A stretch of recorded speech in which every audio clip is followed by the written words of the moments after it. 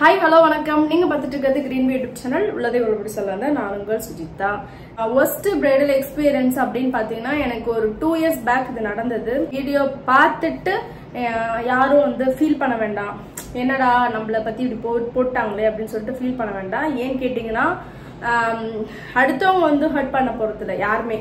Relative friends யாராவது bridal booking பண்ணியிருந்தாங்க அப்படின்னா நம்மளை யார் ரெஃபர் பண்ணியிருந்தாங்களோ அவங்களுக்கும் கஷ்டம், நம்மளுக்கும் கஷ்டம், மனஸ்தாபம். அதனால ஒரு ரிலேஷன்ஷிப்பே பிரிஞ்சு போற அளவுக்கு ஆயிடும். அதனால இந்த மேக்கப் இண்டஸ்ட்ரியில வந்து மேக்கப் பண்ற ஆர்டிஸ்ட் மேக்சிமம் வந்து ஃபேமிலியில உள்ளவங்களுக்கும் அவங்களுக்கும் வந்து டச்சே இருக்காது. இதுதான் ட்ரூத் மேக்கப் ஆர்டிஸ்டோட லைஃப் ஸ்டைல்ல.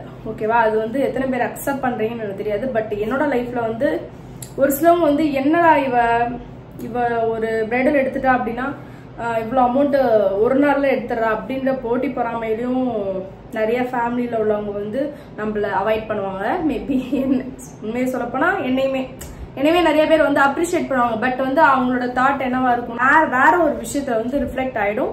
ஸோ அதை நான் பார்த்து கண்டுபிடிச்சிருவேன். சரி, ஓகே, இதனாலதான் இப்படி பண்றாங்க அப்படின்னு சொல்லிட்டு. அதே போல மேக்சிமம் நம்மளுக்கு வந்து பிரைடல் ஆர்டர்ஸ்லாம் எடுத்து தர மாட்டாங்க.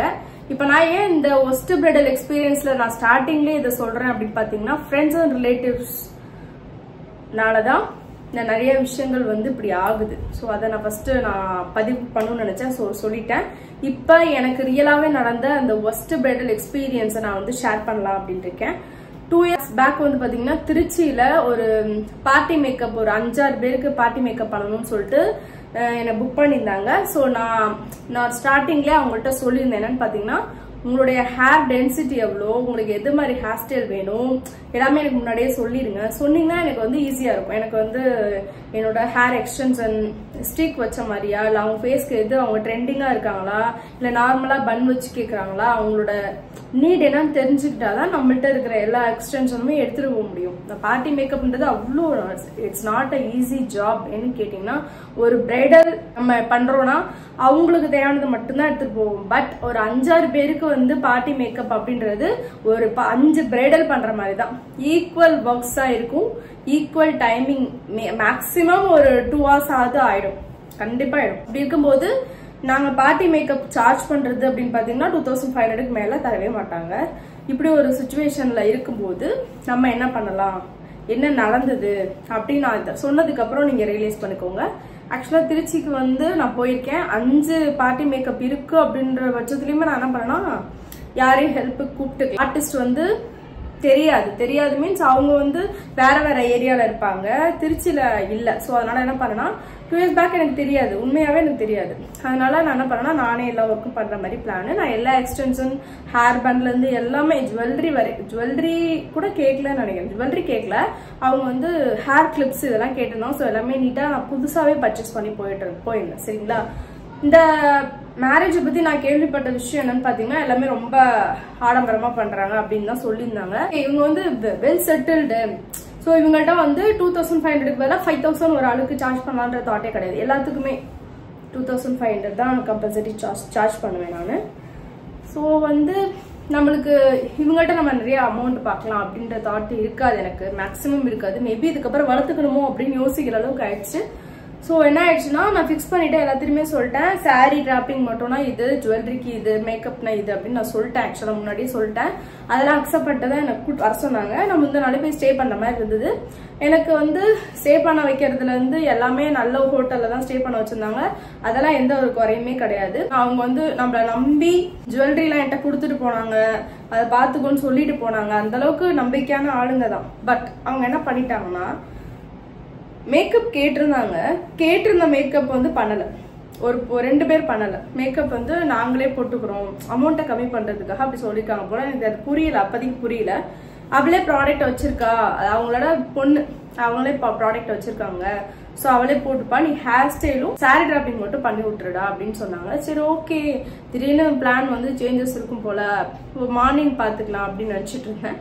ஸோ வந்து மார்னிங் எந்திரிச்சதுப்பையும் பாத்தீங்கன்னா அதே மாதிரிதான் சொன்னாங்க. மேக்கப் அவ போட்டுக்கா, நீ வந்து ஹேர் ஸ்டைலும் கேர்ள்ஸ் பண்ணி விட்டுரு, அப்புறம் வந்து சாரி நீட்டா கட்டி விட்டுருடான்னு சொன்னாங்க. சரி, அதுவும் நான் பண்ணி முடிச்சிட்டேன். சரிங்களா?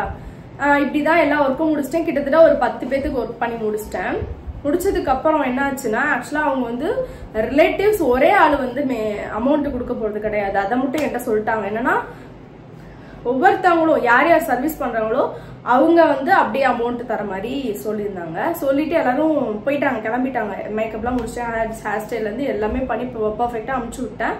அப்புறமா ஒருத்தவங்க வந்து எனக்கு இந்த சாரி மட்டும் கொஞ்சம் கட்டி விடுறா அப்படின்னு ஒருத்தவங்களும், இன்னொருத்தவங்க என் பொண்ணுக்கு வந்து சாரி கட்ட தெரியாது, கொஞ்சம் அவளுக்கு அழகா பண்ணி விடுங்கன்னு சொன்னாங்க. நான் சொன்னேன் 500 ஆகும் அப்படின்னு சொல்லிட்டேன்.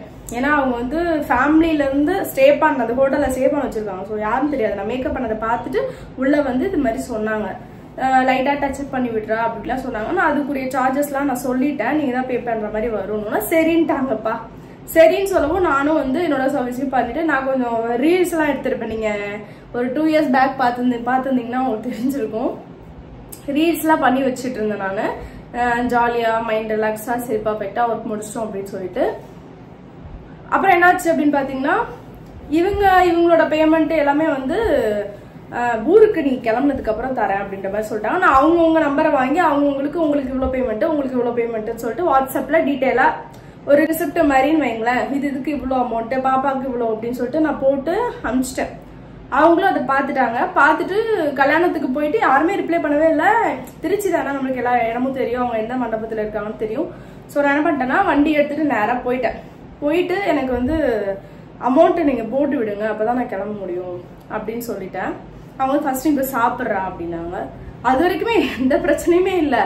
நான் போய் அப்புறம் சாப்பிட்டுட்டு அதுக்கப்புறம் வெளியே வெயிட் பண்ணிட்டே இருந்தேன். நான் ஒவ்வொருத்தவங்களா வந்து ஒரு பாதி பேர் எனக்கு அமௌண்ட் போட்டுட்டாங்க, செட்டில் பண்ணிட்டாங்க. ஒரு 2-3 பேர் அவங்களாம் வந்து வெல் செட்டில். நான் ஏன் அடிக்கடி வெல் செட்டில்டுன்னு சொல்றேன்னா, நம்மள மாதிரி மிடில் கிளாஸ்ல இருக்கிறவங்களாம் வந்து அமௌண்ட் கொடுக்கறதுக்குலாம் ஃபீல் பண்ணவே மாட்டாங்க. அவங்க அதே போல அவங்க ஒரு கமிட்மெண்ட் கொடுக்குறாங்க அப்படின்னா கம்பல்சரி அந்த அமௌண்ட்டை வந்து கொடுத்துருவாங்க. ஃபர்ஸ்ட் வந்து பார்கெயின் பண்ணுவாங்க, பட் செகண்ட் டைம் வந்து நம்ம ஒர்க்லாம் முடிச்சதுக்கு அப்புறம் கண்டிப்பா பார்கெயினே பண்ண மாட்டாங்க. அடுத்த செகண்டே அமௌண்ட் போட்டுட்டு தான் நம்மள அனுப்புவாங்க. நான் இவ்வளோ பிரைடல் அட்டன் பண்ணியிருக்கேன், என்னோட எக்ஸ்பீரியன்ஸ் வச்சு நான் சொல்றேன், யாரும் தப்பா எடுத்துக்க வேண்டாம், யாரையும் ஹர்ட் பண்ணுன்றதுக்காக பேசல, இதான் ட்ரூ. ஓகேவா? என்னோட எக்ஸ்பீரியன்ஸை தான் நான் ஷேர் பண்றேன். உங்களுக்கு வேற மாதிரி இருக்கலாம் மேபி. அப்புறமா வந்து பேமெண்ட்லாம் பண்ணிட்டாங்க. ஒரு 2 பேர் மட்டும் பண்ணல. ஏன் இவ்வளோ சார்ஜஸ் பண்றாங்கன்னு சொல்லிட்டு அவங்க ஹஸ்பண்ட் வேற திட்டுறாங்களாமா. அவங்கள இவர் திட்டுறாரு, ஏன் இவ்வளோ அமௌண்ட்டுக்கு நீங்க வந்து சர்வீஸ் பண்ணிக்கிற அப்படி திட்டுறாங்கன்ற மாதிரி என்கிட்ட வந்து ஷேர் பண்ணாங்க. என்கிட்ட வந்து ஷேர் பண்ணா நான் என்ன பண்ண முடியும் அப்படின்ற மாதிரி ஆயிடுச்சு.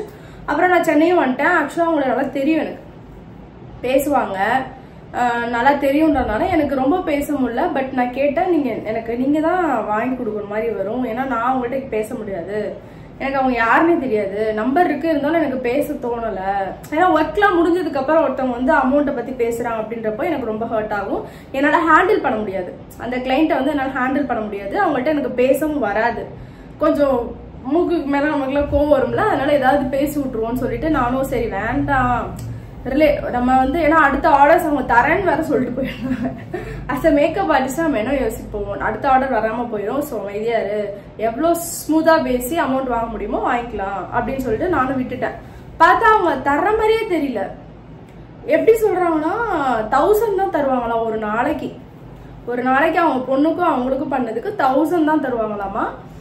இன்னொன்னு விஷயம், அவங்க பொண்ணுக்கு பண்ணும்போது அந்த பொண்ணு ஜஸ்ட் ஃபவுண்டேஷன் மட்டும் தான் போட்டுச்சு. மற்றபடி நான் வந்து காம்பேக்ட் போட்டதுல இருந்து லைனர், காஜல், லிப்ஸ்டிக்கு எல்லாமே கான்டோர் பண்ணது, எல்லா செட்டிங் ஸ்ப்ரே வரைக்கும் எல்லாமே நான் போட்டேன். எல்லாமே காஸ்ட்லியான ப்ராடக்ட் தான் போட்டேன்.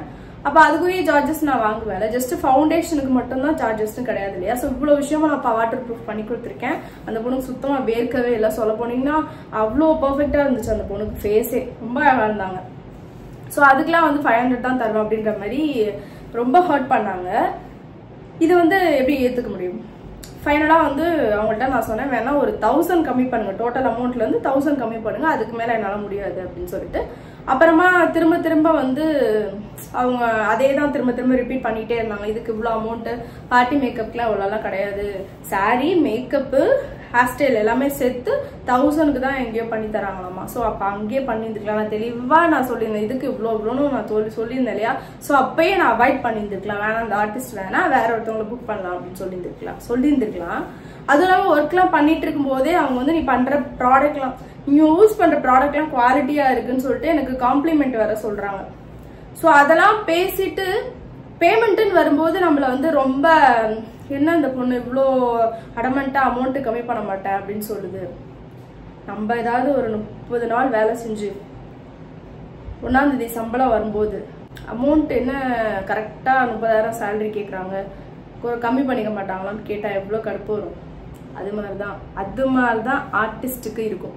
அதனால ஜஸ்ட் இந்த வீடியோ பார்க்குற எல்லாருக்கும் நான் சொல்லிக்கிறேன், எப்போவுமே ஒரு ஆர்டிஸ்ட் புக் பண்றீங்க அப்படின்னா நீங்க முன்னாடி பார்கெயின் பண்ணி அமௌண்ட் கம்மி பண்றது அது வேற பார்ட், அது வந்து அடுத்த விஷயம், அது வரலாம். அடுத்த ஏதாவது வீடியோவில் நான் சொல்ல வாய்ப்பு இருந்தால் சொல்றேன். பட் ஆஃப்டர் அவங்களோட சர்வீஸ் முடிஞ்சதுக்கு அப்புறம் அவங்கள வந்து மன ரீதியா இப்படிலாம் வந்து பண்ணீங்க அப்படின்னா அது ரொம்ப ரொம்ப ரொம்ப ரொம்ப ரொம்ப தப்பு. அவங்க அவ்வளோ ஹர்ட் ஆவாங்க, அவங்களுக்கு எவ்வளோ உழைப்பு இருக்கு. தனியா வேற நான் இருந்து 2 நாள் 10 பேருக்கு பண்ணியிருக்கேன்றப்போ என்னோட பேக் பெயின், என்னோட மைண்டு, மென்டல் ஹெல்த் எல்லாம் ரொம்ப பாதிக்கப்படும் இல்லையா? ஸோ அதெல்லாம் யோசிச்சு பண்ணுங்க. ஆர்டிஸ்ட் புக் பண்றதுக்கு முன்னாடி ஃபர்ஸ்ட் அவங்க குவாலிட்டியா பண்றாங்களா அப்படின்னு தெரிஞ்சுட்டு பண்ணுங்க. பண்ணதுக்கு அப்புறம் குறை சொல்லக்கூடாது. எனக்கு வந்து காட் கிரேஸ் அந்த பிரைடல்ல வந்து யாருமே, அந்த பார்ட்டி மேக்கப்ல யாருமே எனக்கு குறையெல்லாம் சொல்லல. அமௌண்ட்டை கம்மி பண்ணு, அமௌண்ட்டை ஷார்ட்டை குறைன்ற மாதிரி அமௌண்ட்டை கம்மி பண்றதுலதான் குறியா இருந்தாங்க. ஸோ அதுக்கப்புறம் நான் அவங்களோட நம்பர்ஸ் எல்லாமே வந்து எரேஸ் பண்ணிட்டேன். ஏன்னா வந்து எப்படி சொல்றது, ஏத்துக்க முடியலங்க. ஏன்னா நம்மளாம் வந்து ஒரு ஷாப்ல ஏதாவது ஒரு விஷயம் வாங்குறோம், அவங்க வந்து ஒரு 2 ரூபாய் கடன் இருக்குன்னா கூட அடுத்த நாள் கூப்பிட்டு அங்கிள் உங்களுக்கு நான் இது தரணும் சொல்லி கொடுக்குற ஆள் தான். ஸோ என்னை வந்து சீட் பண்ணிடலாம் அப்படின்னு சொல்லிட்டு ஒரு பர்சன் வரான்றப்போ அது என்னால ஏத்துக்கவே முடியாது. அதனால அந்த பிரைடல் எக்ஸ்பீரியன்ஸ் வந்து இவ்வளோ ஒஸ்டா போச்சு. ஸோ அதுக்கப்புறம் நான் ரொம்பவே தெளிவாக தான் இருந்தேன் எல்லாத்தையுமே. இப்போ ரீசெண்ட் டேஸ்ல என்ன நினைச்சிருக்கேன் அப்படின்னா, என்னோட ப்ரஷ் எடுத்து அவங்க ஃபேஸ்ல வைக்கிறதுக்கு முன்னாடியே பேமெண்ட் என்னோட அக்கௌண்ட்டுக்கு பண்ணதுக்கு அப்புறம் தான் நான் என்னோட ஒர்க்கே முடிக்கணும். இதுக்கு முன்னாடி என்னோட ரூல்ஸ் அண்ட் ரெகுலேஷன்ஸ் வந்து வேற. நான் வந்து ஒர்க் ஃபுல்லா கம்ப்ளீட் பண்ணாதான் நான் வந்து பேமெண்ட் வாங்குவேன்னு சொல்லிட்டு நான் ஒரு எப்படி சொல்றது, எனக்குன்னு ஒரு கொள்கைகள் இருக்கும். அது நான் கண்டிப்பா கம்பல்சரி பண்ணுவேன். அட்வான்ஸ் வாங்குவேன், ஒரு குறிப்பிட்ட அமௌண்ட் வாங்குவேன், ரொம்ப கம்மியான மினிமமான அமௌண்ட் தான் வாங்குவேன். ஸோ ஒர்க் முடிச்சதுக்கு அப்புறம் தான் எனக்கு அமௌண்ட் வாங்குறதுக்கே பிடிக்கும். ஸோ அந்த இதை வந்து நான் இப்ப இறக்கி வச்சுட்டு, ஏமா ஃபர்ஸ்ட் பேமெண்ட்டை வாங்கு, அப்புறமா மேக்கப்பை ஸ்டார்ட் பண்ணு, அப்புறம் பேமெண்ட்டுக்காக காலையில இருந்து நீ உட்காந்துருக்க. ஏன்னா ஒர்க்கு 6 o'clock முடிப்போங்க, ஆனா பேமெண்ட் பாத்தீங்கன்னா 1 o'clock தான் கைக்கு வரும். இது மாதிரி நிறைய இஷ்யூ, நம்மள உட்கார வச்சுட்டே இருப்பாங்க, பிஸியா இருக்கும்னு சொல்லுவாங்க. ஜிபே பண்றதுக்கு ஒரு செகண்ட் கூட ஆகாது, அவ்வளவு நேரம் வெயிட் பண்ண வச்சு வாங்குவாங்க. ஸோ இதுக்கப்புறம் நான் இது மாதிரிதான் பேமெண்ட் வாங்கலான்னு இருக்கேன். Bridal experience, first bridal experience போட்டாலே ஒரு சிலவங்க என்னடா இவங்க இவ்வளவு கராரா பேசுறாங்க. நான் வந்து கரெக்டா நடந்துக்கிறவங்களுக்கு கண்டிப்பா கரெக்டா இருப்பேன். எதுவுமே வந்து எனக்குன்னு தனி ரூம் வேணும், எனக்கு வந்து நீங்க இவ்வளவுதான் அமௌண்ட் கம்மி பண்ணி பேசினால உங்களுக்கு வந்து சீப்பான குவாலிட்டி போடுவேன், அந்த தாட் எனக்கு வராது. அமௌண்ட் பேரம் பண்ணி பார்கெயின் பண்ணி கம்மி பண்ணி பேசினாலும் கூட உங்களுக்கு நான் பண்ண வேண்டிய சர்வீஸ் வந்து பர்ஃபெக்டா பண்ணி கொடுத்துருவேன். ஸோ நீங்களும் உங்களுடைய பேமெண்ட்டை எந்த ஒரு எப்படி சொல்றது ஒரு டென்ஷனும் இல்லாம அந்த அக்கா நம்மளுக்காக வந்து ஒர்க் பண்ணிருக்காங்க. ஸோ அவங்களுக்கு நம்மளோட பேமெண்ட் கண்டிப்பா போட்டு ஆகணும். நீங்க ரெஸ்பான்சிபிலிட்டியா நடந்துக்கிட்டீங்கன்னா கண்டிப்பா என் கூட டிராவல் பண்ணலாம். உங்களுடைய எவ்வளோ பெரிய ஈவெண்ட்டா இருந்தாலும் சரி, ஃபேமிலியில எந்த ஈவெண்ட்டா இருந்தாலும் எனக்கு கண்டிப்பா கால் பண்ணலாம். தமிழ்நாட்டுக்குள்ள எங்கனாலும் நான் பிரைடல் சர்வீஸ் பண்ணி தரேன், இன்க்ளூடிங் ஜுவல்லரி. ஓகேவா? ஸோ மேல நம்பர்ஸ் தெரியும், கண்டிப்பா அந்த நம்பருக்கு கான்டாக்ட் பண்ணி எனக்கு வந்து நீங்க உங்களோட டேட்டை லாக் பண்ணிக்கோங்க, அட்வான்ஸ் பே பண்ணி. ஓகேவா? அடுத்த ஒரு சூப்பரான வீடியோல பார்க்கலாம். அதுவரை நான் உங்க சுஜிதா. பை.